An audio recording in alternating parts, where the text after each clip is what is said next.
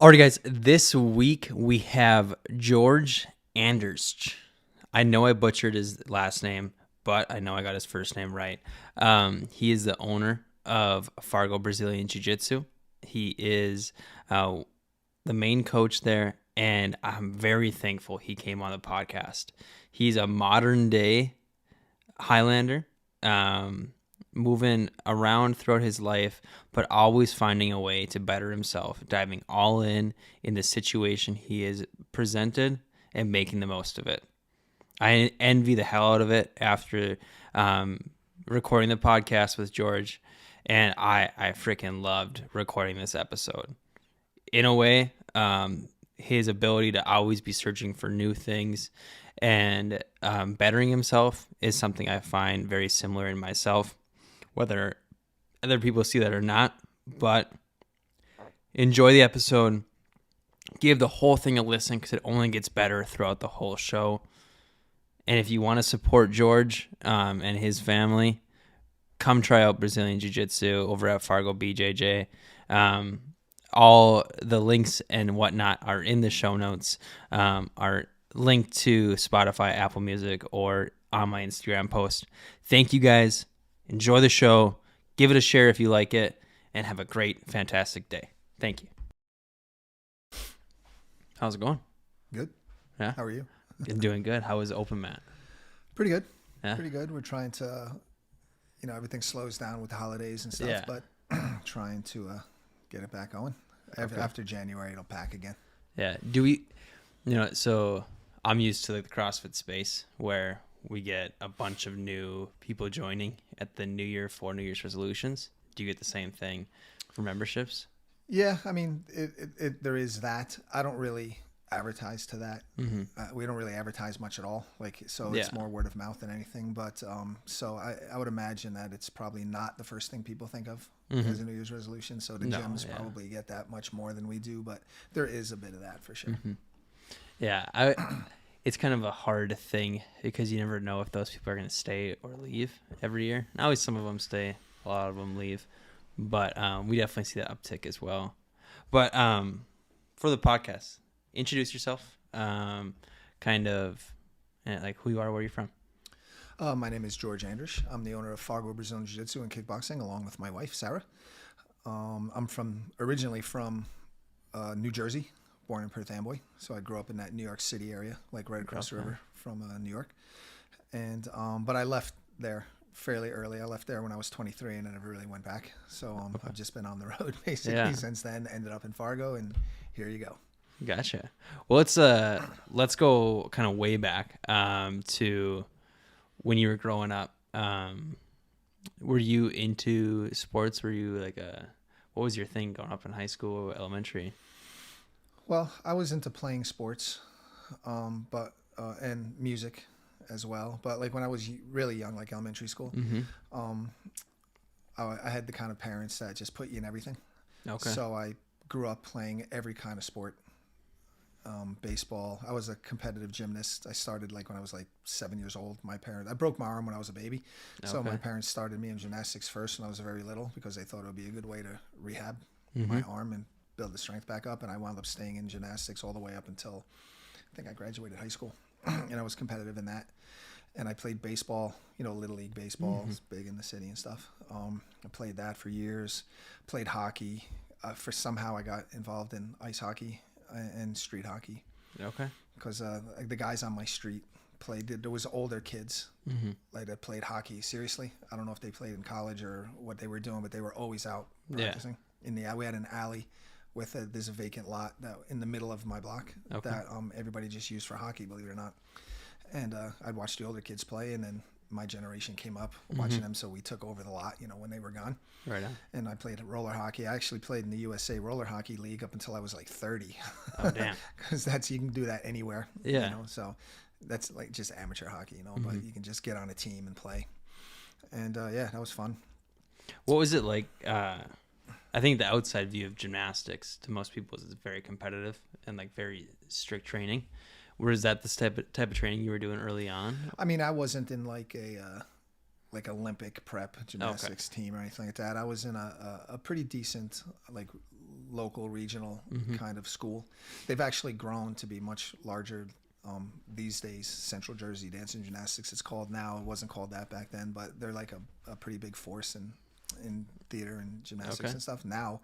But they were just like a couple that was running like in a small shop, and then they eventually grew a little bit while I was there. But just competitive, like regional kind of stuff. That's all. Yeah. Nothing major. Not gonna go to the Olympics or anything. Gotcha. What about school? Was like growing up in great school your thing? Did you enjoy school? Nope. Horrible in school. Horrible. Hated school. Like I was I didn't really do that well in school, but not because like I was dumb or anything, but I don't know why. I wasn't into school. I was more interested in like music, especially once I got to like middle school and high school. I started playing guitar when I was like 12 or so. Okay. And that's all I wanted to be, was a rock star. My mom, I always tell the joke that my mom ruined me early on, because when I was like 8 or 10 years old, she introduced me to her record collection. She was really into music and had an awesome record collection, like all the greats, of the 50s, 60s, 70s, like all the great bands, Kiss, Boston, Kansas, all that. And she just turned me on to her record collection, and I saw that Kiss Destroyer album for the first time, and I was like, that's it. This is what I want to do for the rest of my life. And it was guitar for like the next 10 years. So what did that path look like? So you said early on, it's like 7th grade, right? Or that's when you got into music in middle school, or I would assume. Well, even before that, I always liked listening to records and my mom's records and stuff like that. And my mom could turn me on to music early. Yeah. And I didn't start playing an instrument myself until I was like around 12 or so. I don't remember exactly when I got my first guitar, but. How did that go? So were you like just slaying after a few years? Were you like all in on it? Well, it was, I didn't have really any friends when I was younger. I had one friend that was the kid that lived across the street, Tony, and he bought a guitar. Same time I did. Okay. Same day. I actually got it because his uncle drove a truck, and it was like one of these, truck off the back of a truck kind of deals. Okay. He drove the truck up onto my little one-way street, and all the kids came running out, and he was just like handing stuff off the back, and we were just throwing cash. Okay. And I still have that guitar to this day. It was a Westbury Custom Deluxe, and there was twin guitars. There were two made exactly the same, and my friend Tony, he got the other one. Oh, wow. And like I said, I still have that guitar, and it was awesome. It's actually a really nice guitar. That's awesome. But we just bought it off the back of the truck, and I just started learning how to play. I never really took lessons formally. I took lessons occasionally over my career, but I didn't start that way. I just started listening to records and just started trying to copy it. And this is before the internet or anything like that. And there was not a lot of guitar, magazines and things like that to learn. Just whatever, just pick it up. So you just figured it out by listening. That's pretty incredible. I was never musically gifted in it. I had a trumpet. That was the only instrument I ever played. I played trumpet too. And it was pretty awful. Yeah, I didn't like it either. I think I could hit an F sharp, and that was the only note I was confident in. And I was very happy about it. But no, music was not my thing.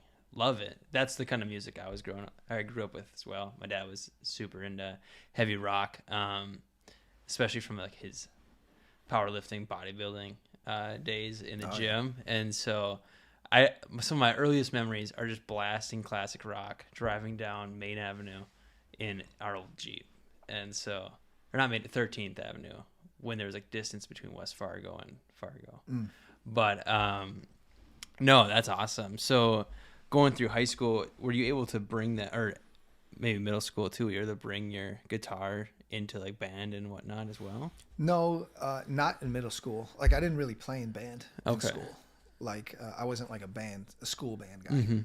I started when I was in grade school. I played like brass and stuff like that, but that didn't fly for me very well. I didn't do very well. And once I got into playing guitar, I didn't really know anybody that played guitar, or was into it like I was. So like I just used to sit home and play for hours and hours and hours. And I'd even wait till my parents left. I'd cut out of school just so I could get like 8 uninterrupted hours of playing. Damn. That's kind of like how I was. Yeah. And I didn't really meet other musicians and start making friends until I was like in 10th grade. Okay. You know, like it wasn't until high school, and then I kind of discovered the musician crowd, and there was other guys that were not musician crowd like band, but the other like rockers, guys that were playing guitar and bass and drums and that liked heavy metal and stuff like that. Because you got to remember, this is like the late 1970s, early 1980s, and like it wasn't popular to like listen to that kind of music because nobody's parents wanted you to listen to like, you know, Judas Priest and like all this, you know, kind of stuff, because like, you know, you're gonna go to hell and it's all this Satan stuff, and like everybody thought that everybody did drugs and drank, and that's kind of true actually. That's that was the scene, but yeah, like it was just not very common. It wasn't popular. So, and I think that's kind of like what even attracted me to it more. Was it was this thing that nobody really knew anything about, and nobody really wanted anybody to be a part of it, and everybody was always fighting against it, you know, lyrics and Satan and all this kind of stuff. So it was like, man, you want a teenage kid to be attracted to something, but that's exactly what you do. Tell them they can't do it and make it look evil. Exactly. Like, I don't know if you ever seen Rock of Ages. It's like a musical movie, whatever. I heard of it. I don't think it sounds exactly like that. It's just moms protesting rock and roll in LA. Yeah, it's real. I mean, that was real. I remember when the PRC started and lyric censorship, and when they started putting stickers on labels on records and stuff, and it was weird. It just seems weird.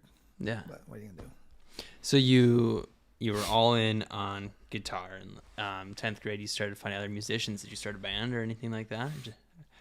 I played alone most of the time because like I didn't really have the confidence. Okay. Because like I said, I didn't really know anybody else, so I didn't realize where I was in the scheme of things about how I played. I just played along with records in my house, and I had my one friend next door that played Tony, and we would play together sometimes.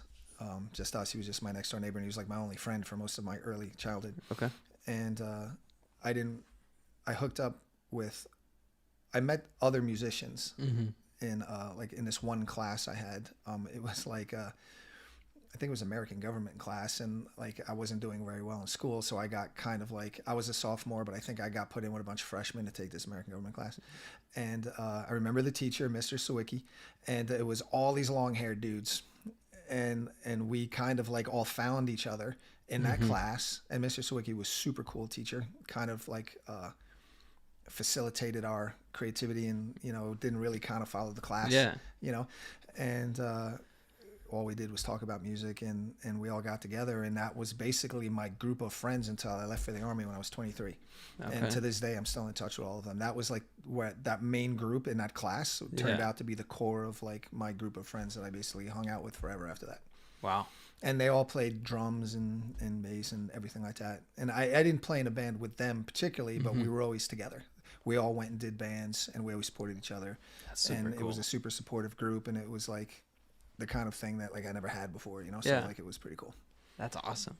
So did any of them go down the same path you did into the Army? No.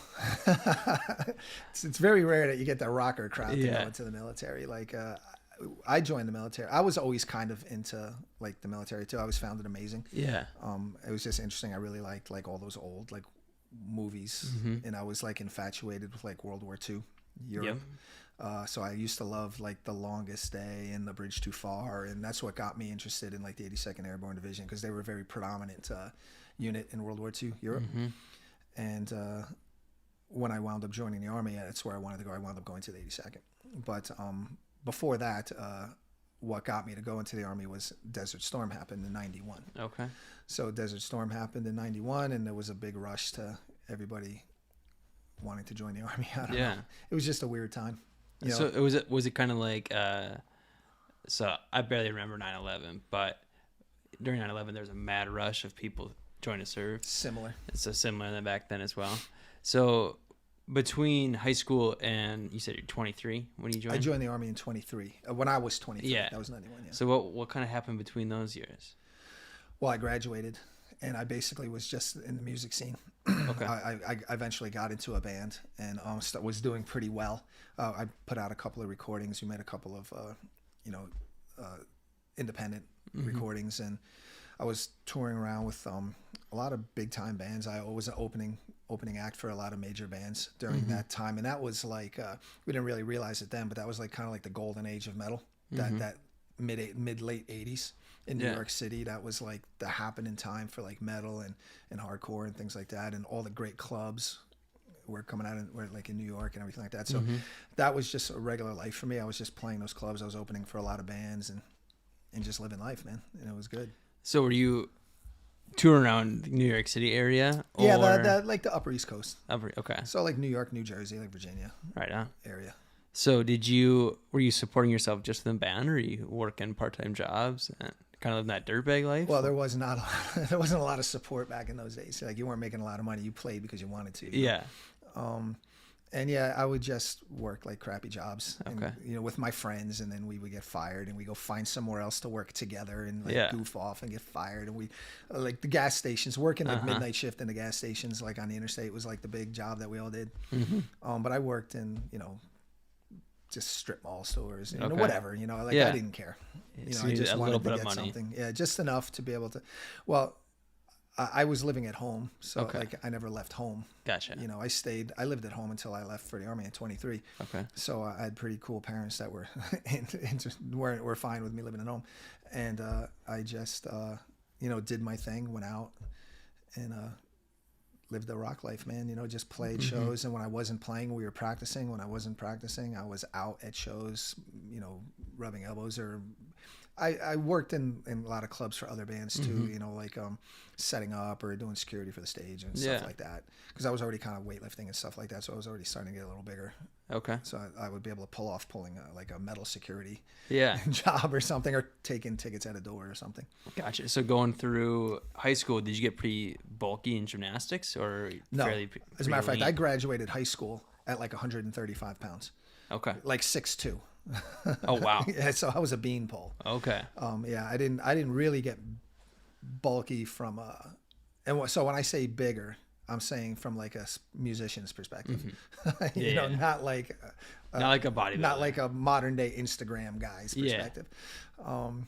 It was more like I look like a dude who did sports, and I wasn't completely tiny. Okay. So I was, and I was really tall. So, you put on a lot of sweatshirts and you look kind of bigger than you are, and you can pull it off. But I didn't gain like real muscle until like I got really into bodybuilding later. And then when I was in the military for years, and it wasn't until like the mid to late 80s when I like really peaked at being as big as I was ever going to be. Okay. So 23, you joined the military. What year was that? 91. Okay. And then what did that route look like for you? So I'm assuming you go right into basic. Yeah. Okay. Yeah, I went into basic training, and it's just basic, and it was funny because it was interesting because so many people joined in 91 for Desert Storm that there was a big gap from the time I joined to the time I went in. I joined when Desert Storm kicked off, which was the beginning of the summer, but I didn't even get to leave for basic until September. Okay. And Desert Storm happened so fast that by the time I was out of basic, it was over. Yeah. So now I'm in the Army with nothing to do. And the 90s, I don't know if you remember the 90s were very slow militarily for the United States. We didn't really do anything the entire decade. And actually Desert Storm was the first military conflict that the U.S. was in since Vietnam. So like that's what the big excitement was. So, and there wasn't a lot of advancement in the military because the military I joined in 91 was basically the Army that was in Vietnam. Equipment, tactics, the equipment. I used all the Vietnam era equipment, the same style and everything. After Desert Storm happened, there was some evolution in tactics and things like that. But, and then when the towers went down, you could see like the Army, the military I joined in 91 was the same military that was in Vietnam, like 20 years before. The military that is in, like when the towers went down, like 20 years now, the military of today is completely different than the military that like when the towers went down. Yeah. The evolution like just was driven like hard, and the lessons learned were hard because Desert Storm was very easy as far as conflicts go. There wasn't a lot of like really important lessons learned in that. The towers going down in the last 20 years in the Middle East now, that was much more difficult. That was very hard. I don't know if people realize like how difficult of a campaign militarily that kind of warfare is, and a lot of people losing their lives, a lot of people getting hurt, a lot of things have to be upgraded, a lot of tactics, a lot of lessons learned, and technology increased incredibly fast. Like I said, everything is different now. Like I wouldn't recognize the military now if I went back in there. It'd be crazy. So how long were you in the military for? About 8 years. 8 years? So from 91 to 98. Oh, so you were out before? Yeah, I was out before that. I was out a couple of years before the towers came down. I was already like waist deep into jiu-jitsu when the towers went down. Okay, so you're in the military for 8 years. Did you ever? What were like some of your like fondest memories of serving? Actually, my best memories are just traveling to all the places I've been, because I traveled a lot. I didn't just stay in one spot. Like a lot of people will like go to a spot and just do their whole career in a spot or two. I constantly volunteered to go to like the next thing. It was like I was always trying to volunteer to go to a new duty station or go to this new school or go to this next unit. I was always trying to upgrade myself, because I'm the kind of person that, like, if I'm going to do something, I want to be like the world champion at it. I don't want to just. So I was always pushing myself closer to that tip of the spear as I could. So like when I first got in, I got sent to a jungle warfare unit, which is a leg unit. We call it a leg unit. It's not airborne, so you got to walk everywhere. It was like helicopters, and it was very, very Vietnam-y. It was the last. It was the 7th Infantry Division. It was the last real jungle warfare Vietnam style unit that the United States had. But I was only in there for a few months because Clinton became president right after I got there, and he immediately started deactivating units, making the military smaller. So that unit got shut down, and then I went overseas to Europe, and I was in a training battalion for a couple of years there, which a lot of people don't like being in because it's non-deployable. But I actually really enjoyed my time there, because it was I learned a lot of really good field craft, that more than I learned anywhere else, to be honest with you. So like we were in the field a lot, and we were setting up training scenarios for all the other UN countries. Okay. So because it was a UN post, it wasn't an American base. Yeah. So it was a huge training area, and what we would do is just do these 30-day rotations where all these armies from other countries would come in, and we would train them and run them through scenarios for 30 days. They'd live out in the field, and we would just do all these scenarios based on what was happening in the world or what they wanted to work on or whatever. And we would just run these scenarios, and it would just, like, as one unit was in, another unit was in the prep stage, and they would come out, and the next unit would go in, and we'd run an operation on them, just back to back to back to back. So a lot of different stuff. A lot of field craft, a lot of different scenarios. Yeah. So that's what made it interesting to me, because if you don't want to be in the field 3 weeks out of the month, it's a terrible place. Yeah. And it was very small. It was almost like an outpost in the middle of the mountains. It wasn't like a base. It was in Bavaria, the Bavarian Alps, which is southeastern Germany, right next to the Czechoslovakian border area. But it was beautiful. Oh, man, it was like scenery wise, it was incredibly beautiful. Yeah. I was just rough terrain to be working in all the time, because it's a lot of up and down. But we have at the CrossFit gym I work at, I was coaching him Friday afternoon, and he was an interpreter for the U.S. Army throughout. I think it was he retired in 19 from it, but he was doing interpreting for U.S. Army in Afghanistan, and he said, like, growing up, he lived right at the base of the Hindu Kush, and just up and down the mountains every day. And he's like, it's the most beautiful place in the world to him. But a lot of those places are super wonderful. Like, if it just wasn't for the fighting. Exactly. He was like, I would love to be able to bring like friends I've met here over, but he's like, I could go back and it'd be fine. But I could not bring anyone like from the gym here. It would just not work out. But so you're over there doing all these different trainings. Are you ultimately in charge of these trainings, or are you kind of working for? No. Well, I started. This is battalion level stuff, so it's it's pretty big. Yeah. So it's a lot of people. It's a lot of coordination. I mean, I'm still like a low level guy. Okay. And when I got there is when I really started getting into more of like the scouts and recon side of the house. So I started, I went to a couple of scout and long range recon schools while I was overseas, like some international stuff. It was cool. And and then I worked in the scout sections, because a lot of that stuff includes a lot of vehicles. Excuse me. It's just, like I said, it's just a lot of organization and logistics. Way more than I would be interested in dealing with. We're talking like several hundred people out there at a time. And am not that interested in that kind of stuff. I like the small unit kind of things. That's why I like the scouts. Gotcha. So, and then from there, I always gravitated more towards the scouts and the recon groups. Okay. And when I came back to the States, I always kind of pushed more towards that. So what year did you come back from Europe? 95.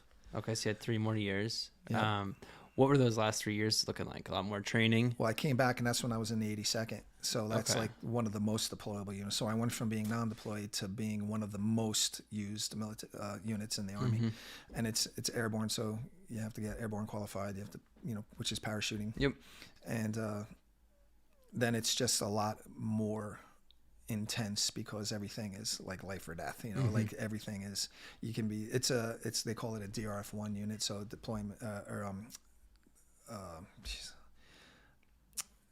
deployable ready force. I can't remember exactly what it calls. I don't even think they call it that anymore. It's something else now.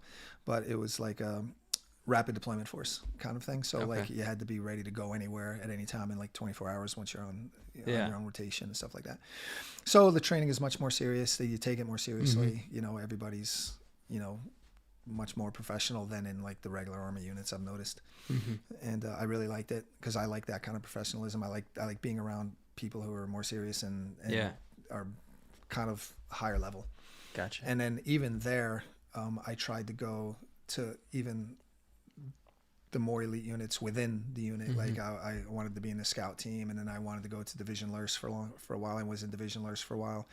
That's the long range recon for the division. And they always do. They always have a fun mission always out there. Far ahead of everybody else. And I just kind of like that kind of thing. I want to be, as good as I can be. Gotcha. But it was more of a peacetime. Yeah. So you don't know it at the time, but it turned out that whole decade was pretty. They call it the dry years. Yeah. Because nothing really was happening. And then I got it. And because of that, it was very hard to move up because when nothing is happening, no one's getting out. Yeah. Everybody's just riding their career and everything is good. And it's I wanted to get into Special Forces. I tried to apply to Special Forces several times. It was very difficult. They weren't running a lot of classes in the 90s because no one was leaving. Because Special Forces wasn't really doing a lot either, so the job, like everybody was kind of like milking their positions. Yeah. And and it was just hard. Promotions weren't coming. Gotcha. Because nobody's leaving and nobody's moving up. So I decided in '98, I was like, man, so like I've been like almost 8 years, and I'm like, man, like this isn't really panning out. I'm not, or like it's not coming as fast as I'd like. So I decided to just get out. And when I got out, I had no idea what I was going to do. I just knew that like this was going a little too slow for me. Yeah. And I got out, and it was only a couple of years later when shit hit the fan, and then like everything was back on the fast track. But did you ever think about coming back in? Yeah, I did, but I was already training jiu-jitsu by then, and I didn't want to give it up. Yeah, because you're all in. Yeah, because I was all in on jiu-jitsu now. So was that? You said you left New York, never came back. Was that around the same time? Did you start? Well, that was 91. That was 91. Yeah, because I left for the Army, and then I got stationed. I was all over the U.S. I was overseas. I was back and forth. I was always bouncing around. And then when I got out, I was bouncing around. So like from 91 to when did I start training with Amal? I think it was like around 99. Where was Amal out of? He was in Boulder. Okay, Colorado. So Amal Easton is one of the first Americans to like go to the Brazil and learn jiu-jitsu from the Gracie family themselves. He did that in the early 90s, like after UFC 1. Okay. And I knew about jiu-jitsu for a long time because I was training martial. I mean, we kind of skipped over that whole portion of my life, but I was training martial arts my whole life since I was little too. Oh, really? So I did sports. I trained martial arts. I was into music. I started training martial arts like officially like when I was like a teenager as well, because I met a guy in my high school. Okay. He was in one of my classes, and I used to like read like the magazines and get the martial arts books. And there was this really cool store down the street from my house it was called the Striking Fist. It's still there today. And it was like a big shop that had like all like the swords and the stars and had all the books and the VHS tapes. And I used to buy everything and watch it. And me and a couple of guys I knew now I started having some friends, and we started kind of like, we're into martial arts a little bit too. But I had a guy in one of my classes when I was in 11th grade. Louis, his dad taught Okinawan karate out of their basement. Mm-hmm. This is like such a Karate Kid story, man. And he saw me bring in a ninja magazine or something one day, and he's like, "Oh, you into that?" And I was like, "Yeah, it's pretty cool." And he's like, "Oh man, you should come over. My dad teaches and everything like that." I was like, "Get out of here!" And there wasn't that many schools, around. Yeah. There. And I was like, "Oh, cool." So then I just started training with him, and that was like my first real, authentic karate instructor. Okay. And it's cool because Okinawan karate is like a harder style. He was super traditional, so they were really into developing your body strong and real fighting and stuff, not like all the fancy TV karate stuff. Okay. And so that was kind of like my intro to that too. So you did that from 11th grade. Did you do that until after you graduated? Until I left the army, yeah.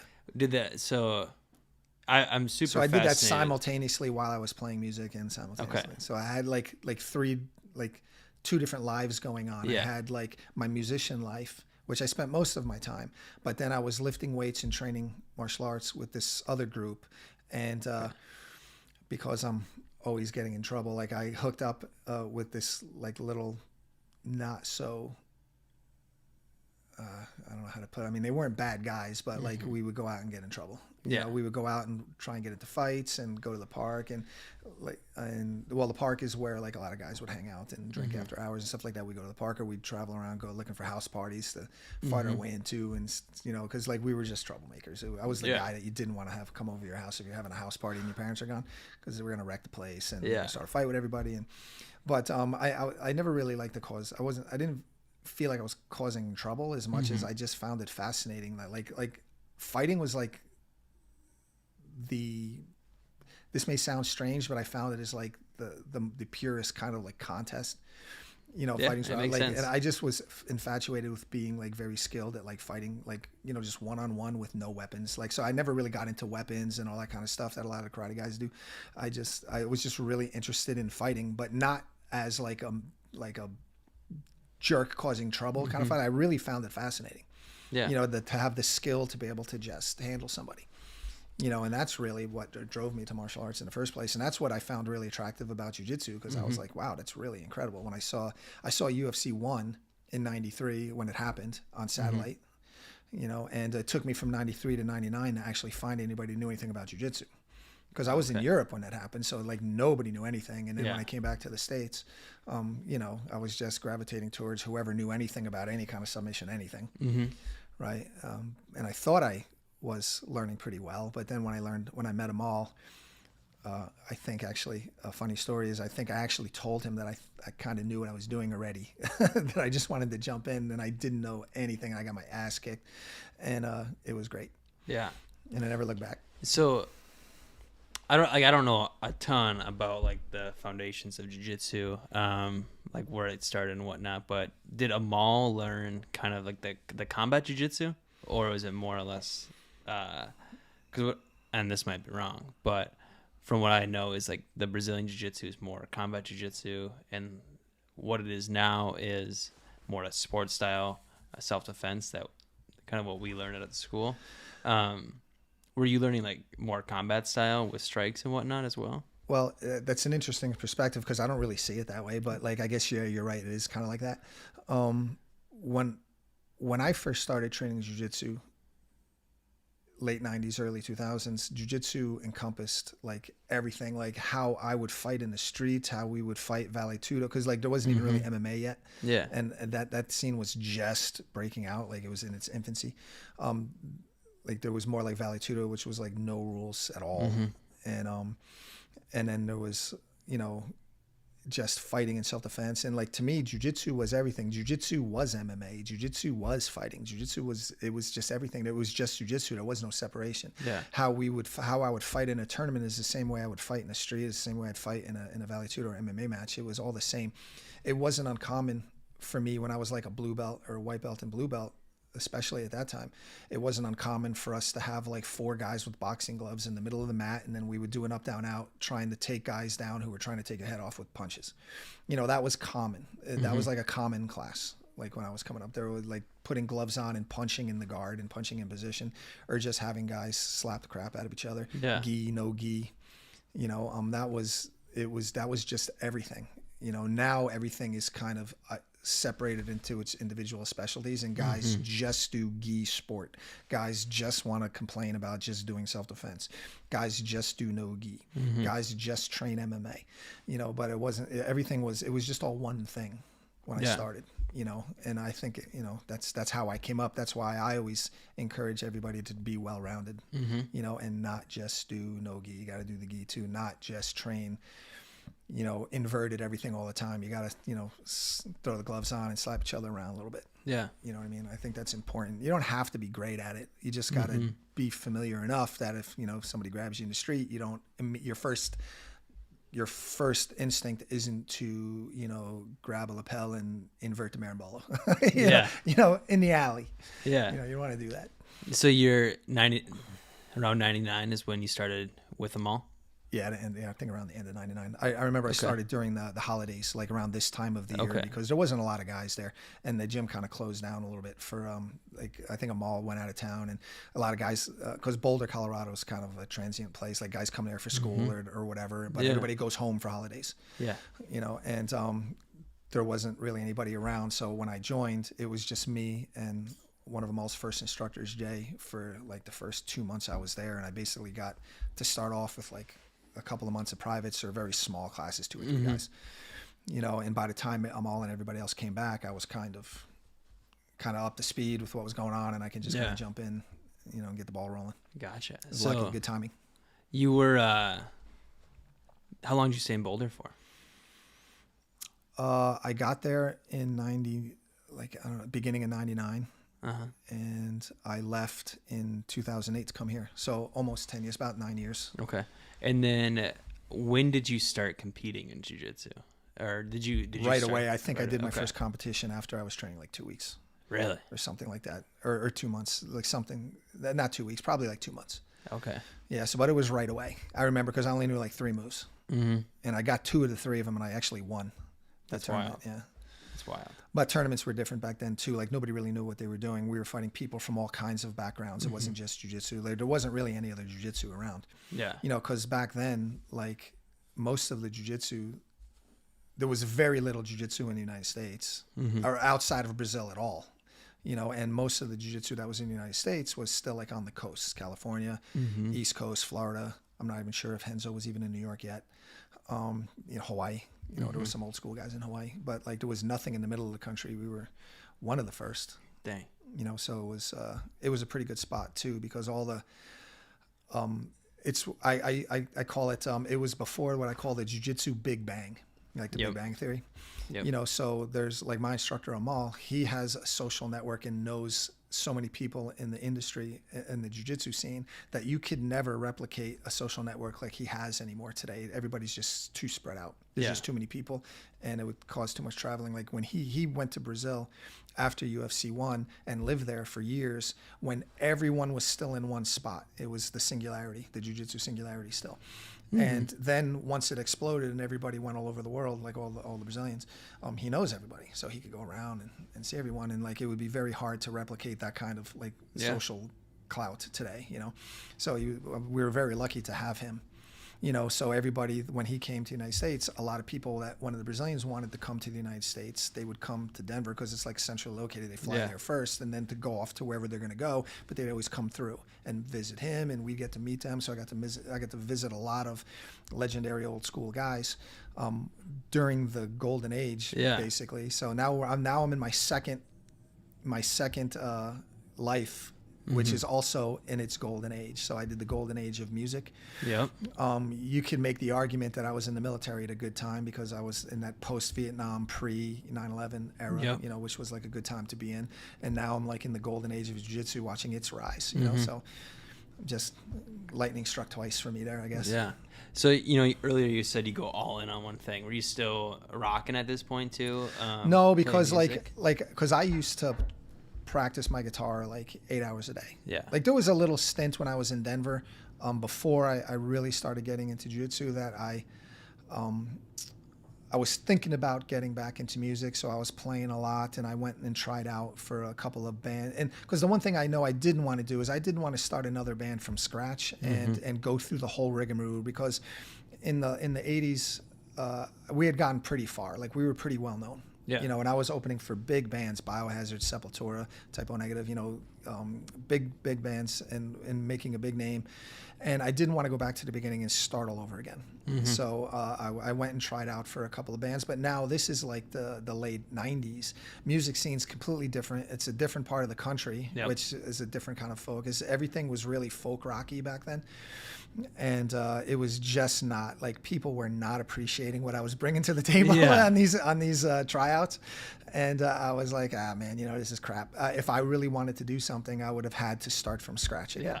Even bands that like there was some bands that were like, yeah, you know, we're looking for something a little edgier. We want to turn it up. We want to get a little edgier. We want to do this, that. And then I would come in and they're like, no, just get out. Like that is not like that's too much.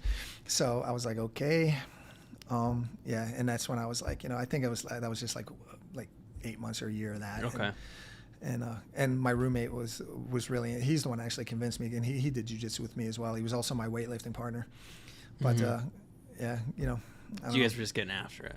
Yeah. So like when I left the Army in '98, I got out of Fayetteville, and now I'm really into bodybuilding and I'm really into fitness. And I got out and I immediately started working at the Gold's Gym in Fayetteville, where I used to work out. Seems right for an old school. Yeah, lifter. you know, and because that's what I wanted. Like I wanted to have a gym. I always wanted to have a gym. I was always like an entrepreneur type, like whether it be the band or doing my own thing. I wanted to do my own thing. I really got into bodybuilding when I was in the Army. I was really interested in it in the 80s, even before I was in the Army. But I made a lot of progress in the 90s when I was at Fort Bragg. And now I'm like 230, 240, pretty yoked, you know, 32-inch waist. Yeah. So I started working at the Gold's Gym there. And for the first year I was out, I did like a lot of the things that the Fort Bragg guys do when they first get out, like the private security contractor stuff. I'd go off and do something for a couple of months, make some cash, and then come back. But I really wanted to do the gym, you know, and I wasn't gonna like the Fayetteville gym was a big Gold's Gym. I mean, there was a lot of really successful people there and working in there, and like there was no room to move up in there. So I had an opportunity to move to Colorado to take over a World Gym, if you remember them. No, I don't, but it's similar to Gold's Gym, World's Gym. Yeah. It's like a powerhouse. Okay, you know what I mean? It was like that was the big three: Gold's, World's, powerhouse. So this is bodybuilding, not powerlifting. Yeah. Well, this is like 80s style era still, like because it's. Excuse me, Jesus. It's that kind of like, but you know, it's the 90s, so fitness is. You can tell it's on the air. Fitness is changing. Yeah. You know, and then I went to Boulder to take over that gym, and it was a weird deal because apparently this gym was doing really badly. Nobody wanted it, right? Because I wasn't very high. I was just like a salesman guy. I wasn't even a manager, right? And like membership sales. You know, I was like entry level, and I got to just jump straight to a assistant GM spot if I went to this place. And I met with two other guys from other areas of the country that we all met in Boulder for the first time in the airport, and went, you know, on like a Sunday, and then that Monday showed up in the gym, and now we're in charge, right? And the plan was some like NBA star, somebody like owned the gym, you know, they buy things like that as like just investments and things like that. And I guess it wasn't doing well, so he wanted to get rid of it. He wanted to dump it off. So the idea was to build the gym up to make it profitable so he could sell it. And the deal was that if we were able to pull that off, the company would give us like our own gym.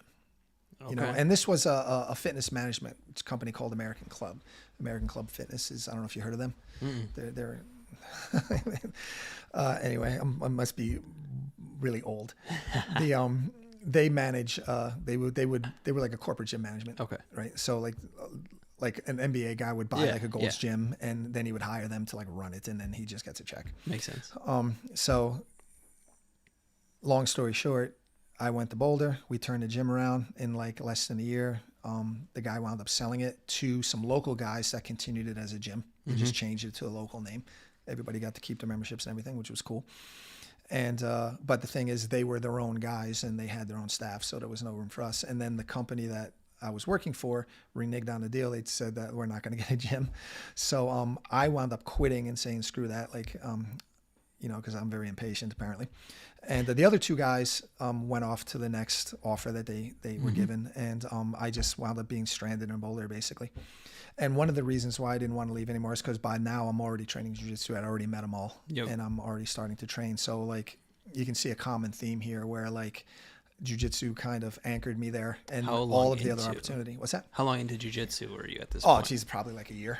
Okay. Not even, So you're all in. You're still white belt? Well, yeah. Once I did my first class, I knew that that's what I wanted to do.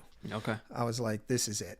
Because I've always been into martial arts. And I've always been into like fitness, and I wanted to have a gym, but I've always wanted to have like a weightlifting gym. Mm-hmm. But being in Boulder was very cutting edge, I guess, as far as location for fitness, because like I guess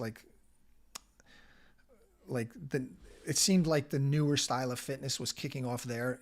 That was one of the early places where like the 90s and 2000s fitness really kicked off sooner than some other places. I guess like I didn't really know anything other than bodybuilding, and when I went to Boulder, I was immediately just inundated with like all this other more modern kind of like circuit training and CrossFit types. I mean, it wasn't CrossFit yet, but like that style and all this other alternative type of fitness things. And I was like, what is all this? How do you get gigantic like this? Yeah. And it was interesting because it was my first step into athletic performance too, which is what I would need for like now for jiu-jitsu. Yep. Right. So like I lost a lot of weight in those first couple of years. I started training jiu-jitsu at like 240. I mean, I was like a freaking beast walking into the mat, and everybody, I remember when I walked in, it was me and two of my weightlifting buddies, and we walked in and we're like, hey, we want to learn jiu-jitsu. And they're like, geez, look at these guys. They just looked at us like, man, we're going to beat these guys up. And, we were the kind of guys that came in and like got beat up and never came back. But they scheduled me for an intro. I came back and I got beat up, and it was awesome. And I was like, sign me up, man. I want to do this. And it's so funny when you hear people who start for the first time and like either they don't come back because they got beat up, or they come back because they got beat up. It's very fast. Well, I thought I was tough. I was big. I've been fighting for a long time. I was already fighting. I had already kickboxed, boxed.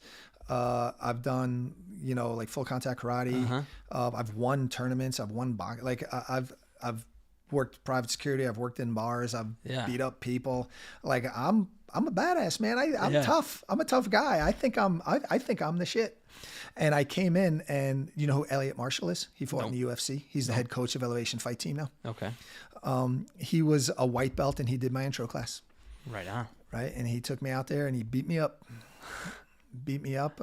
Very nicely.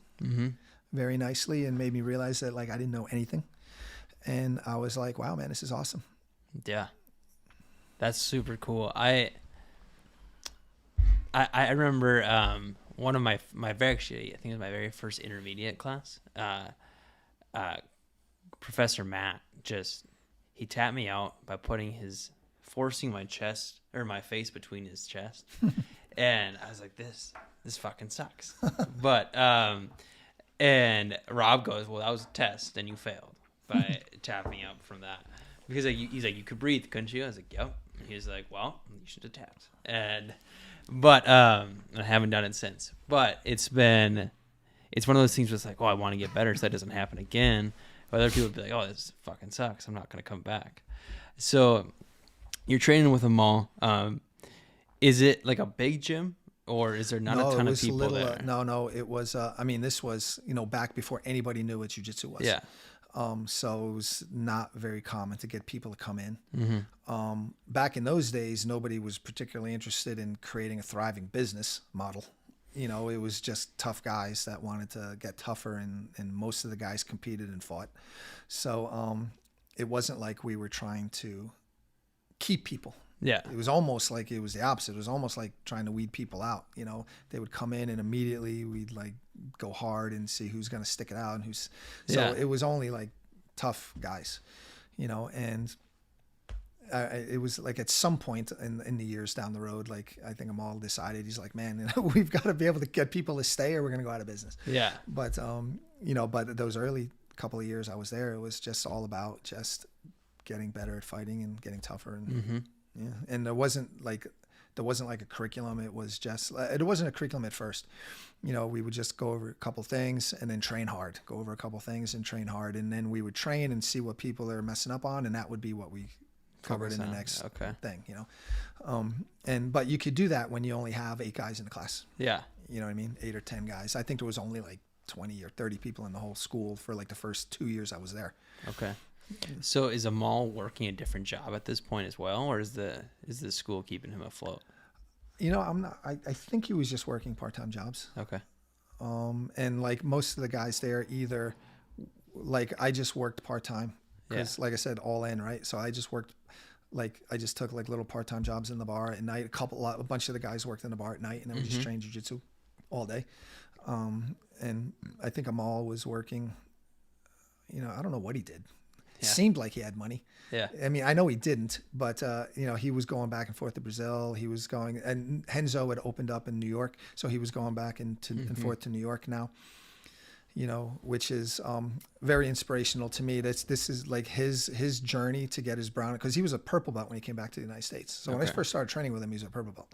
So his journey to get his brown belt and his black belt was very inspirational to me, because this is a guy who, this new thing came out that nobody knew anything about, and he had to go to another country, and like, I'm not talking like France. Like he had to go to like third world ass nasty Brazil, like, and without knowing the language, without knowing anybody, and figure it out, man, and just figure it out. Lived on the beach, lived with guys, didn't speak the language, and got to purple belt, came back and wanted to get his black belt, so kept finding a way to get back and forth to Brazil, finding a way to get to New York every month or two, to train with his guys for a long weekend. Man, it was super inspirational and motivational. And that's one of the things that like I really take away from him, like the idea that if you want something, you just make it happen. Yeah, for sure. And there's really no taking no for an answer. That's why I get super frustrated when guys complain that like their schedules are too busy, or they can't make it in, or it's too far to drive from, wherever they're driving from, Mableton or something. Yeah. And I'm like, I don't want to hear it. It's bullshit. If you want to train, if you really want to do it, like it's not that hard. So like I don't have a lot of. Yeah, I like to do a lot of things. I feel the same way when somebody says they can't get 5,000 steps in a day, or they just can't get off the couch.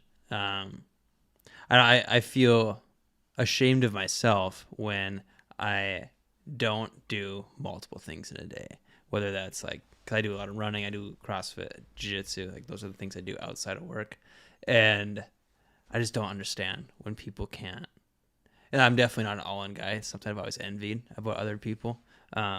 Like what you're saying right now is like you just choose one thing, dive into it. Whereas like I'm diving into many things at one time. You asked me about like, did I still play guitar? It's like once I realized I wasn't going to be a famous rock star, I basically stopped playing guitar completely.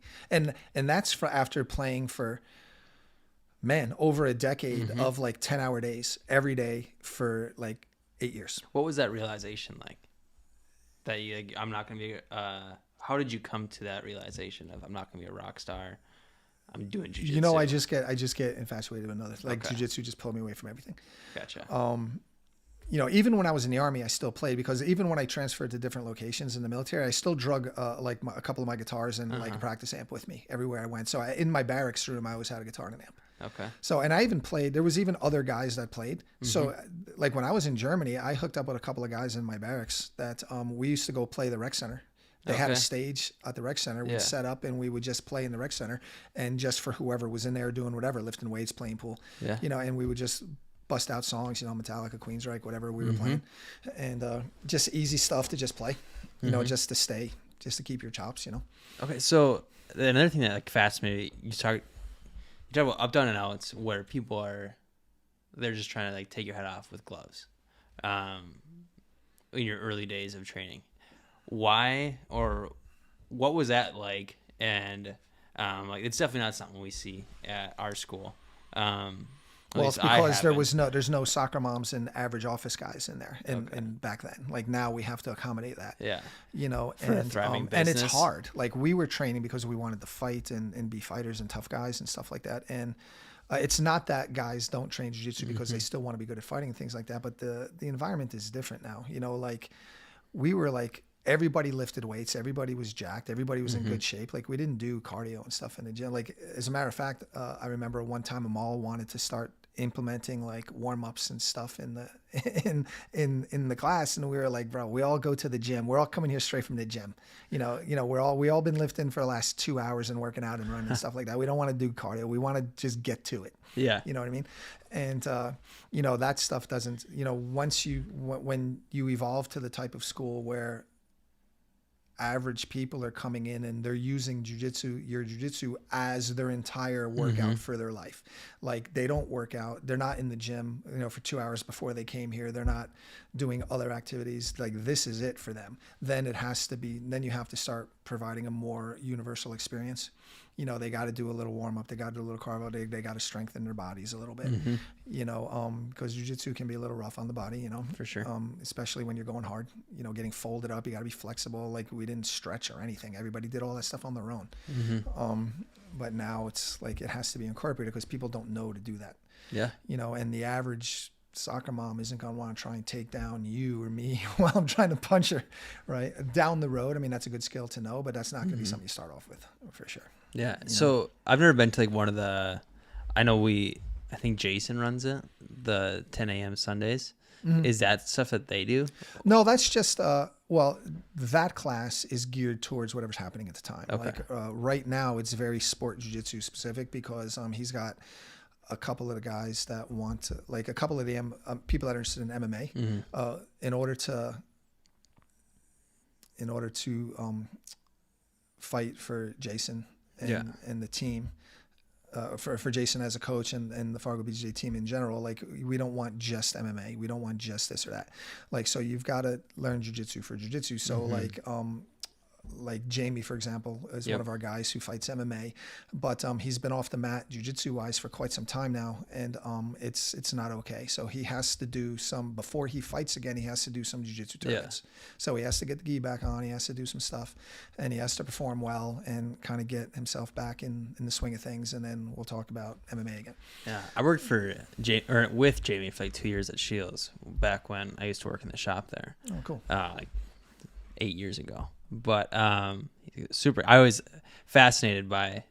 I was far from being in jiu-jitsu at that point, but I was fascinated by him just going out to fight and then coming back just come back to work the next day at work eye. with just black and blue face. Like, holy shit, this guy's a badass. And I was into CrossFit and riding bikes, and I was like, this guy's a different breed than I am right now.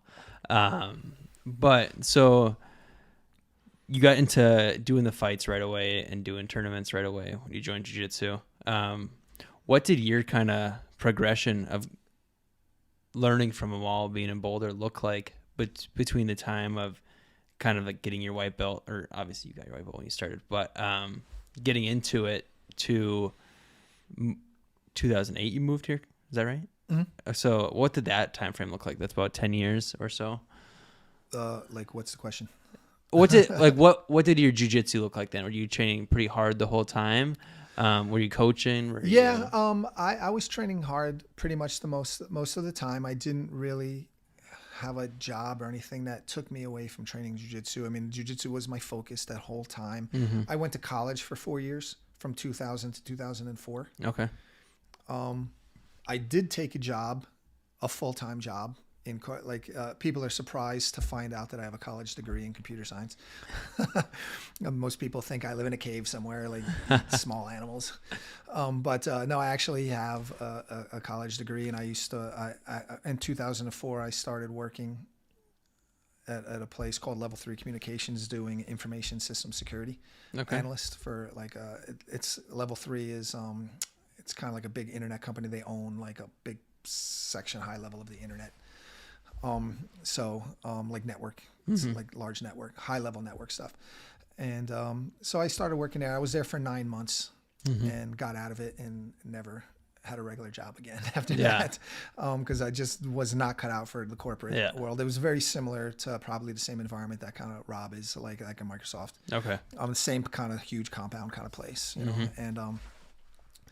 And yeah, it's not for me for sure. And and how I got out of there was around 2005 was when the Boulder gym was doing much better, by this time.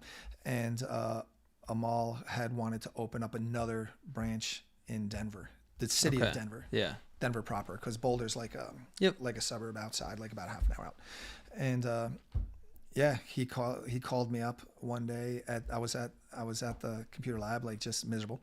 And he calls me up and he's like, "Hey man, I'm opening up another gym. I want you to run it."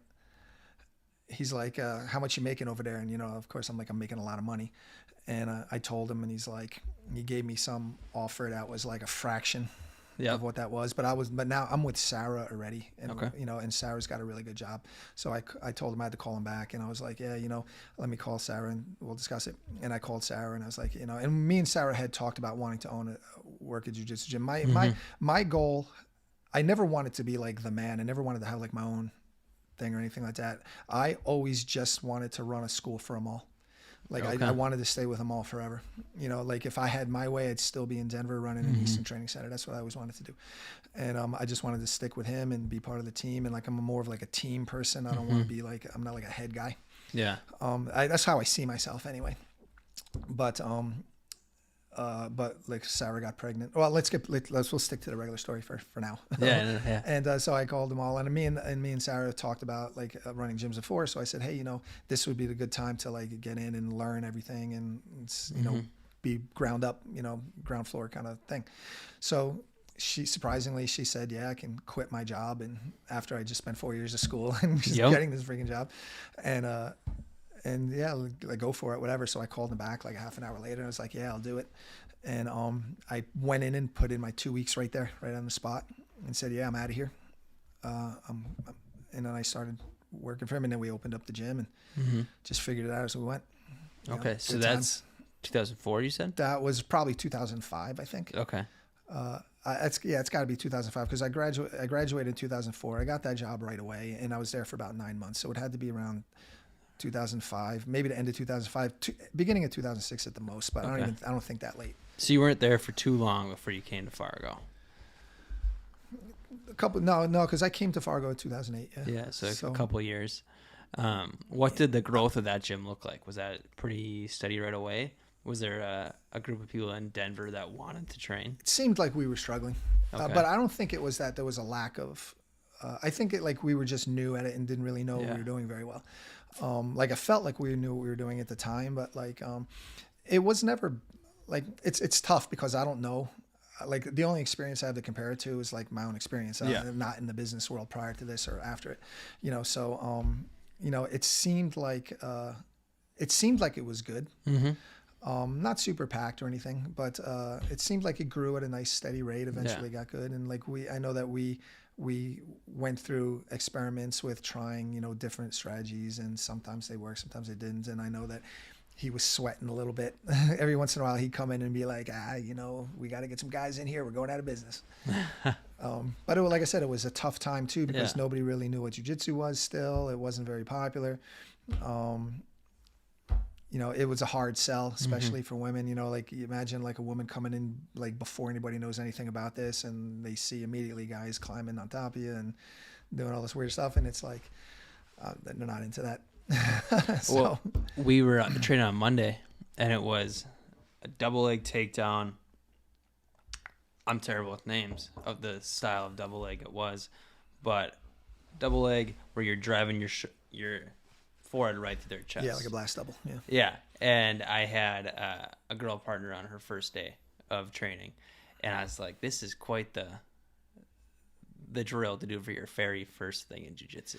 Yeah, I've always to this day I still wrestle around with like to me personally, I think that that's not a very good class for like a first day person to do in general. But never mind a woman. Yeah. But it's very difficult. Like when you're talking about designing curriculum, it's very difficult to separate things and have like a format where people can stage from stage 1 to stage 2 to stage 3, and you can walk someone up, carefully for through sure. things. Like I know how to do it, or I know what I would do, but it would be very difficult to do in real life because the amount of people, it's very hard to maintain. You know, because either it's full or no one's doing it, or it takes up too much time, block space on the calendar, you know, for hours in a day. You know, you need more people to be able to teach. And like you have a fundamentals course, but then it's even fundamentals to the fundamentals. Right, like an entry, like an onboarding type program. Like our fundamentals class, and this always happens every couple of years, and like it's stuff that we always have to constantly talk about because like my fundamentals program, the way I designed it, it's an onboarding program. There isn't really supposed to be any wrestling takedowns in it. But like over time things sneak in, or we don't have enough time and you have to push something up, and like and then over time, like a year, couple years, it starts becoming more than it is, and then you have to kind of go back and you have to trim the fat and like redo everything. Makes sense. So like, you know, from a curriculum design perspective as an instructor, it's something that's always just constantly evolving and ebbing and flowing, and you got to stay on top of it or else it gets out of control. Well, it makes sense. I think it's, if you look at it from like even just a classroom teacher point of view, you start with this basic curriculum. A good teacher is going to constantly try to add things, change things, tweak things, and it's going to get quite a distant, over time, going to get a distance away from the original. And you guys have to make sure somebody keeps you in check, I guess. So, no, I think it was, Rob and I made it much easier than, he sent one for demonstrating on me, knocked the wind out of me. I did not have a good back break fall. But, I saw her face right after he demoed it on me. She's like, "Holy shit!" And I was like, "We need to like take this down a little bit before." But it turned out fine. She had a great time. But the overall like fundamentals, the curriculum part fascinates me. I think we talked about it a while at Open Mat a long time ago. But is that something that you developed? Is that something that came from working with Easton or Amal? Well, the idea of a curriculum in jiu-jitsu is an interesting story just in itself, because teaching from a curriculum was something that was not done at all. Yeah. Like when I started, and it not only was it not done, but it was heavily, heavily frowned upon, because that was like McDojo shit. Okay. You know, quote unquote. You know, like guys wanted to train hard and they wanted to go over some stuff and train hard, and you know, it was all about what you could or couldn't do. I remember Amal mentioned one day that he's like, he compared it to like going to university. He's like, you know, if you want to be a doctor, you go to college and you go to college for, you know, 4 years or whatever to get your degree, and they give you your curriculum. These are the classes you're going to take, and it's going to be this, and then the next year you're going to do this, and you know everything you're going to do and everything you're going to learn ahead of time. He's like, why can't jiu-jitsu be like that? You know, so then the concept of creating like a curriculum to follow and that grows as you grow was something that, like, I don't know where he got it from. I know that he at a certain point there, probably like when I was around a high level blue belt going into purple, he was really infatuated with really building like a really good school and a better way to learn jiu-jitsu and all this kind of stuff, because like I cannot overstate that people don't understand how no one used curriculums back then. And like I said, it was actively frowned upon because, as far as I know, we were one of the first people to use a curriculum in jiu-jitsu anywhere, you know. And I know that he had partnered up with Ricardo Almeida, which is another Henzo black belt. And the two of them were really working on trying to create better ways to teach jiu-jitsu. They were even corresponding with Carlos Gracie Jr. about it.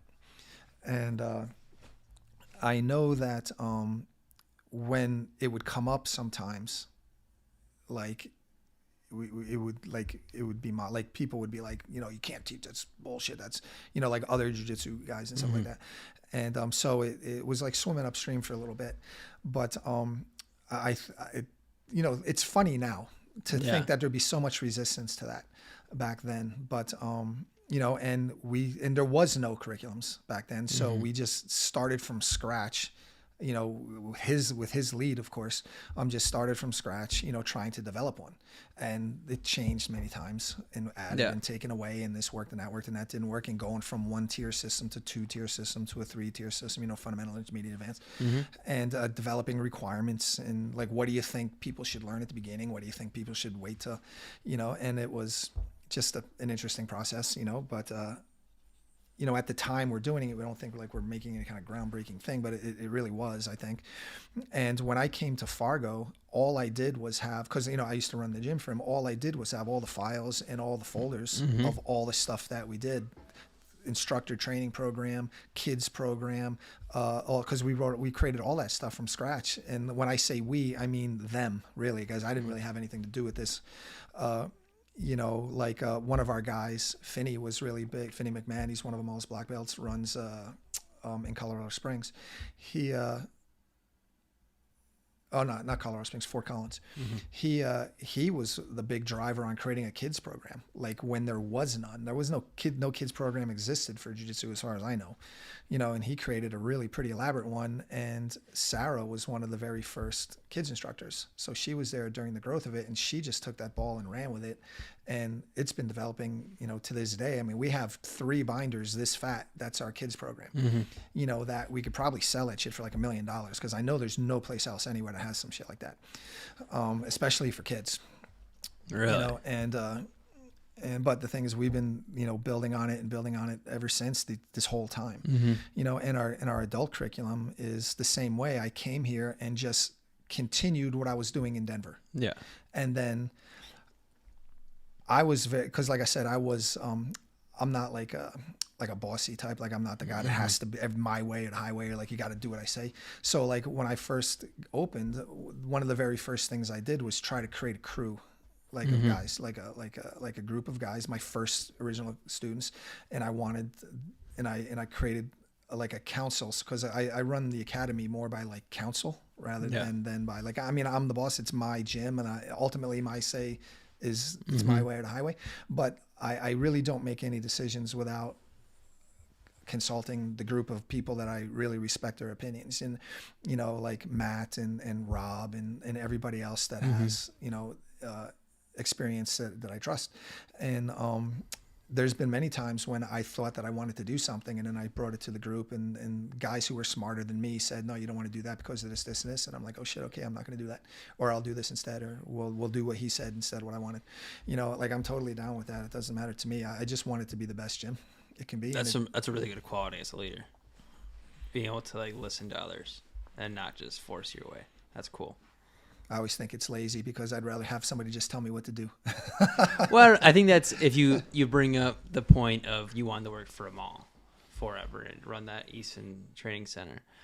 That was called, right? And from that point of view, like what you just said would make sense there. Like you just want to kind of be told to do something. Maybe that's an old army habit. Maybe, I don't know. But at the same time, like I say that half jokingly, you know. I appreciate having, you know, being able to say. Yeah, but like, I think just saying that in general, like anybody who owns a business, have the entrepreneur spirit, probably thinks their ideas like the best, because I have the vision. I like the gym is my vision. Like I have the gym is the vision that I have set, and like I'm pretty etched in stone with that. The gym is what I want it to be. Yeah, you know how I achieve that, I'm open.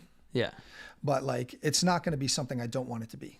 You know, the gym is my vision. It's like I created the mission statement and like our you know, I use the group to develop the core values and everything is like that. I added, like I have what I call like my fundamental virtues and things like that. That's stuff that I've brought over from my personal life and just injected it to the business, because the gym is really just a reflection of me. Okay. Right. And if I didn't have a council of people helping me do things, the gym would go up when I was up, and then when I was down, the gym would go down. Okay. And I don't want to have that. Yeah. So I want to have a group. I mean, this is just one of the reasons, you know, I like having the group, because when everything's doing well, we're all doing well, you know, and if I just happen to be having a bad time in my life, the gym doesn't come down with me. The gym can be held up. The other guys can hold it up. until I come back up. And then maybe somebody else is having a bad week and like the gym doesn't go down because of them. And you know what I mean? Yeah. So that's kind of like the way I look at it. Just the more people holding it up, it means not every single person has to be on their A game all the time. Okay. You know what I mean? So obviously we're kind of getting to Fargo now and starting the school here, but Sarah's definitely a big part of that, I feel like. When did you guys meet? Man, you're gonna get me killed, bro. I don't remember exactly when. I know we met in jiu-jitsu. Okay. We met in jiu-jitsu in not asking for a specific date, but was that's kind of how you guys got introduced? Yeah, we met at jiu-jitsu. Okay. Yeah, which is funny because at the time as well, it was kind of like a taboo to date. There wasn't a lot of girls that trained jiu-jitsu back then, and dating them was like kind of taboo in the scene. Yeah. But either that or they were like jiu-jitsu whores that like just slept around. But the interesting thing is, Amal's gym was a freak. I don't want to say a breeding ground, but like it was like an incredibly good culture for people to meet. And he has so many like husband wife black belts. It's got to be a record. Like he's got to have more husband wife black belts than any other team, like that I know of. I mean, I don't know what's going on, these days, but yeah, I mean, especially for back then, to have like just such a good environment that like he can create these really good relationships with good people. And it's funny because like he was always, and you can't date in the gym, and there was just no stopping it, man. And it's funny because I was the same way when I came here. Like, you can't date in the gym, but you can't date your training partners. It's terrible. It's a terrible idea because like, and don't get me wrong, I've seen it go horribly bad too. Yeah. You know what I mean? But it's the same thing with Fargo. I mean, we have so many jiu-jitsu couples and even married couples now out of FargoBJJ, and even that have kids now. It's incredible. It blows me away. And we haven't really had any bad scenarios pop up. That's good. Nothing that you couldn't just kind of shake off. Yeah. So like that, I'm thankful for, and that's just knock on wood. Yeah, that's just a testament to like the culture that we have and the community that we built up, and we don't let anything crazy happen. So was the kids, you said Sarah's one of the first kids instructors that was in Denver. Her and Elliot basically, well, Finney McMahon too, but her and Elliot were the ones that really developed the kids program. Okay. Or they were like the main kids instructors for most of the time I was there, I think. Was that like an idea of hers that she wanted to start for the school? I think that was just the only way. I think teaching kids was just her way to get in. Okay. And she just started kids and then liked it. And well, she was a school teacher too, so she was used to teaching kids and everything. And I think she just liked it. Gotcha. And it was her way to be able to get in with the group and be able to give back and contribute. Gotcha. Where she felt like she was doing the most good. And yeah. So even she competed a lot, and like she competed in everything. She won the Pan, and I don't know what year, 2002. That's awesome. Something like that, yeah. So you guys move up here. Oh wait, what was it like starting a martial arts jiu-jitsu gym in Fargo? Well, I'm pretty low key, man. I feel like I can do this anywhere. I could just root up and just go anywhere and do this. But there was nothing here. There was no scene. There was no jiu-jitsu in the state really. And so it was easy, like in one sense it was easy pickings, it was, I think, and because I was already trained, I was already doing this for Amal, so I already kind of had the game plan. Yeah. So I knew that we were coming up, like we decided to move up here because we were going to have a baby, and my son was born, and like Sarah, like I said, we were planning on staying down there, but after we had a baby, things kind of changed for her immediately. She all of a sudden wanted to be by family. Okay. And she didn't really want to move to New Jersey to be by my family, and that environment is a little overwhelming. So we decided to come up here, and I was like, okay, whatever, we can do this anywhere. And I came up, I kind of scoped out the area, and I saw that there was no training at all, basically. And but MMA was really big, strangely enough. Like there was quite a burgeoning MMA scene up here, but there was no really training really anywhere. It was just, I don't know how that kind of worked, but so we knew ahead of time too. So like a year out, I started our website and I started collecting emails and started messaging people and starting kind of posting around. And there was like message boards and things like that. And I would drive up here like about a year before I was going to open. I would drive up here on the weekend from Colorado and meet some guys that I would meet on the message board and stuff like that. And we'd train a little bit. I'd show them some stuff and I developed kind of like a little following. Are any of those guys around right now still at the gym or? No, they're all long gone. But okay. One of them, what was I gonna say? Anyway, yeah, and like when I finally moved here, I moved here about 6 months before we opened. I moved here by myself. I left Sarah and the kids. Well, just one kid at the time. I left Sarah and G down at Colorado. She was going to get the house all clear because we were doing rental property. We were going to rent it out. And she was going to come up and meet me later. And I came down, set everything up, got the gym going. And then I did my first class in August of 2008. And when we opened up in September, because of the year prep time I put into it, we had like more than enough people signed up immediately. I mean, I think we had like 100 people signed up or something like that, like really? The first month. Yeah. And so we were able to be in the green like pretty much ever since. And then we just kind of grinded up slowly. I was never into environment, and community was like the training, the gym environment was always important to me. And I know through experience that rapid growth is the detriment to good environment. So I didn't want to grow super fast. That's why I never really got into advertising or running specials. I mean, we've been open for 14 years and I still don't think I ever ran a sale or a special, not even for like New Year's or anything. We're already, I would consider us considerably underpriced honestly for what we get.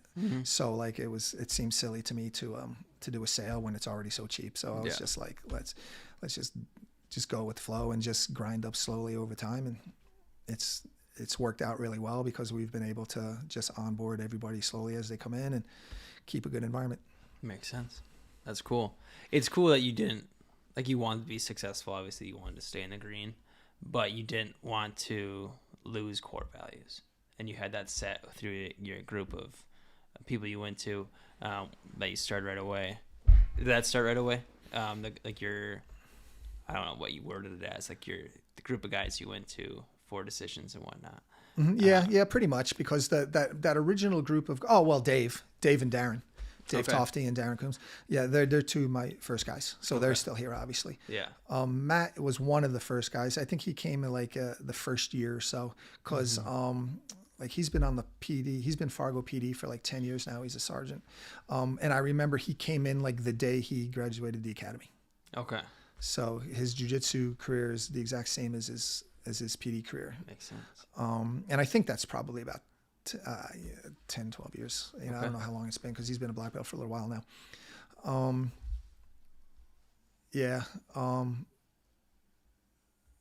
I Doug, the guy that was up at Summit County for a while. He went and originally started Summit County in Colorado. He was one of my first guys, and Jason, the guy who owns that gym, of course. So like some of them are still around, I guess, technically. It's basically the original 13th Ave crowd. Okay. If my first gym was on 13th Ave. Yeah, I was talking with Joe.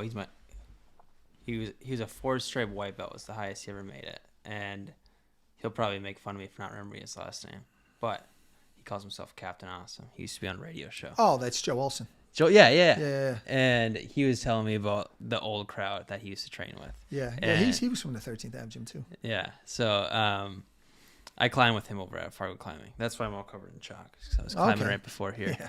But he's big on that. He works at Darren. The black belt just he works at Darren's store. Yeah, for sure. I was super fascinated when Darren had a bike shop in the back of Blow Soon Factory. I was like, that's awesome. He's another one that gets into stuff, man. Yeah. Well, he's super into cycling, but my sister worked for his family up in Grand Rapids at their coffee shop they have there. But she's here now and whatever. But back, like, so you're going on 13 years here? 14 maybe now? 08 to 22? 14 or 15 or something like that. This summer will be 14 years, 15. I don't know. 14. 22. No, it's 22 minus 15. That's pretty wild. But has it been pretty smooth since you have stuck with your core values and you've had a good base to start out with? Yeah. I mean, we have had growth every single year over year since we've been here. Mm-hmm. Like, I have documentation of like all of our, finances, everything, mm-hmm. obviously, all on spreadsheets and all spread out, and like it's all charted out. And if you look at every year from the time we opened till now, has been growth. It's just this.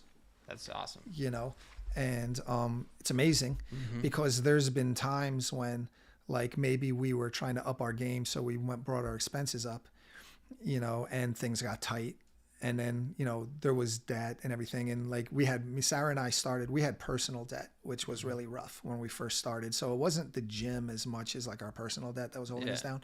So it took us a little while to get that taken care of. But, several years back, we got all that taken care of. And, we have a really good location for the gym now. Our overhead is very low. And like we're really like have a lot of breathing room now last few years. And this year particularly, and that's I'm having a coaches meeting next week. Mm-hmm. One of the things I want to talk about is our next 5-year plan, and like for the next year and the next 5 years, because I like to do things in like 5-year plan, like 1 year and 5-year plans. Smart. And so now there's a lot of things I want to do that we haven't been able to do.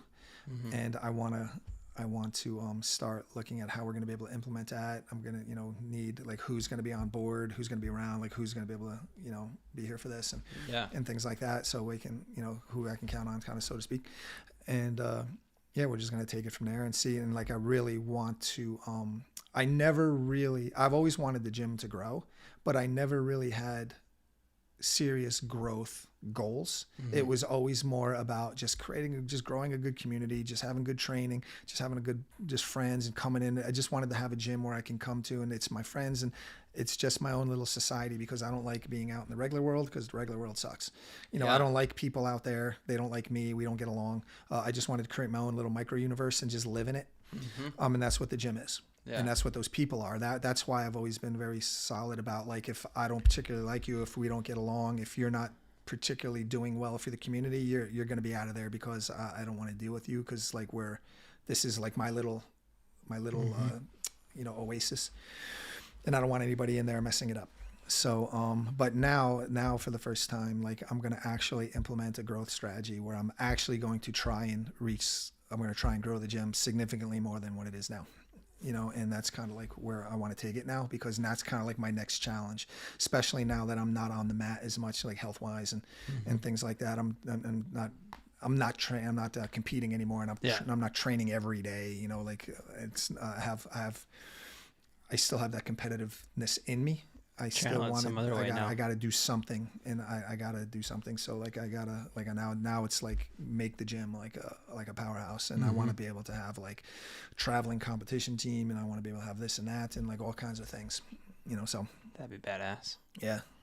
No, that's cool. I think. And we have the means to be able to start pursuing it now. Like we couldn't do it before because of money or the amount of people we have. But now we have a talent pool that's deep. Now we have the finances to be able to do something like that, to be able to get more famous people in to do seminars, to be able to have a traveling competition team, things like that. Like that, it's all very doable now. Mm-hmm. So like it's time to start, doing stuff like that. I think it'd be fun. That's super cool. I think that brings us to the kind of like the present, right? Mm-hmm. And I would love to have you on again in the future, right? Maybe a year down the road, see how things are going. Awesome. But kind of, I want you to kind of maybe wrap up, do a little, maybe a promo of what if you want people to come check it out. What you would say to somebody who is thinking about maybe trying their first jiu-jitsu class. Well, the thing is, like, the thing I like to point out to everybody is, it's almost nothing like what you think it is. When people come in, they think that it's about fighting and like they're going to get beat up and it's going to be super hard and they're nervous. I can't tell you how many times I've talked to people and they said that, oh, I've been thinking about coming in here for a long time. I've been putting it off for months or years, and I finally came in. And then it's like, now that I see what it is, I wish I would have just came in sooner. It's nothing like I thought. It's so much nicer. It's so much better. It's more fun. There's a lot more to it. You know, it's not like as bad as like you think it is, because everybody, like the only opinion that people have of this kind of thing is just what they see on TV or the internet, and usually, you know, TV is just like MMA, and the internet, like you can look up jiu-jitsu on the internet, but I mean, there's a lot of really bad examples of what jiu-jitsu schools are like on the internet, you know, and it's not like it's fun. It's anybody could do it. You know, I like a lot of people like to say jiu-jitsu's for everyone. I don't think anything is for everyone. It's definitely got to be something that you want to do. Yeah. But anybody can do it if you want to. You know, you don't have to have any certain attribute towards you, or you don't have to be like a crazy person or anything like that. Like, it's fun, you know, and there's so many different avenues you can take it. It could just be health and recreation. It could be social. It could be like competitive. And you can take it as far as you want to go in any of those avenues and be completely fine. Yeah. You know what I mean? And like, we've got a good group.